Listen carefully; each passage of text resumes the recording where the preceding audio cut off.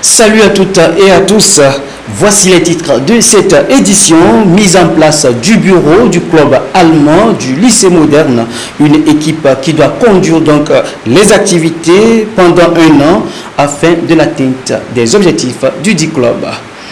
À l'international, le parti du président Muhammadu Buhari du Nigeria est battu à Anambra. Et puis, les pays africains présents à Glasgow se demandent si l'appel des Africains à la COP26 sera-t-il entendu. Voilà tout pour les titres. Comment amener les apprenants à bien maîtriser la langue de Goethe? Les enseignants du lycée moderne de Sokodé ont pensé à mettre sur pied un club allemand. Pour eux, cela sera possible grâce à plusieurs activités scolaires. Vise la promotion de la langue, c'est très important. Et à travers des jeux, à travers des sketchs, à travers le théâtre, à travers les dialogues, nous arrivons à intéresser les élèves à la langue et vraiment ça part bien pour qu'ils puissent avoir de bonnes notes et réussir à l'examen et même pourquoi pas c'est-à-dire prendre pour domaine d'étude cette langue qui est si intéressante. Un bureau de gestion du club s'est mis en place.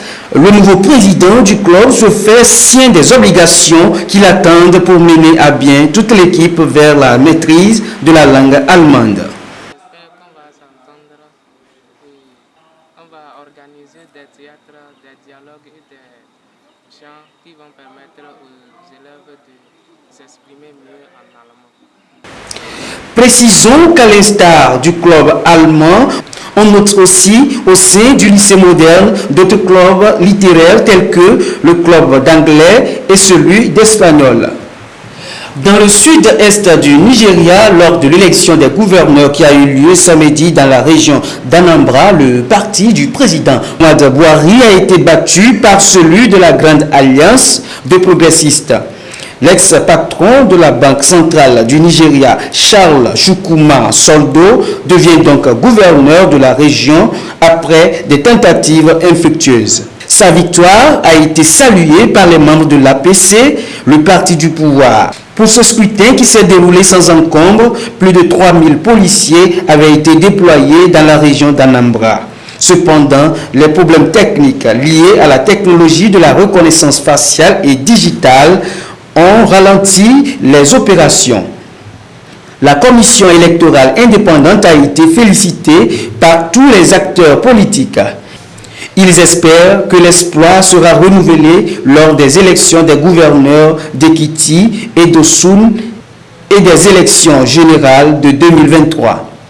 Les négociateurs africains présents à la conférence des Nations Unies sur le climat à Glasgow ont appelé les pays pollueurs à tenir leurs promesses financières et à réduire leurs émissions de carbone.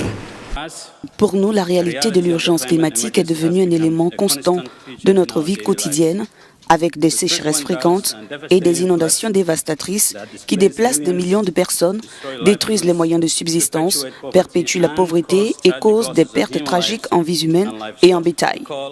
Nous appelons les pays développés et les pays qui émettent le plus à écouter la science et à faire leur part pour sauver le monde, à tenir leurs promesses financières et à permettre à des pays comme la Somalie d'avoir une chance équitable de s'adapter et d'effectuer une transition juste. Les pays africains appellent à la réévaluation de la promesse de Copenhague qui tablait sur 100 milliards de dollars par an.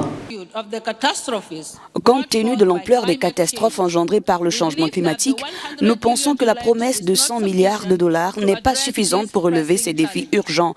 Par conséquent, nous implorons les parties d'augmenter leur contribution. Une promesse qui n'a toujours pas été tenue.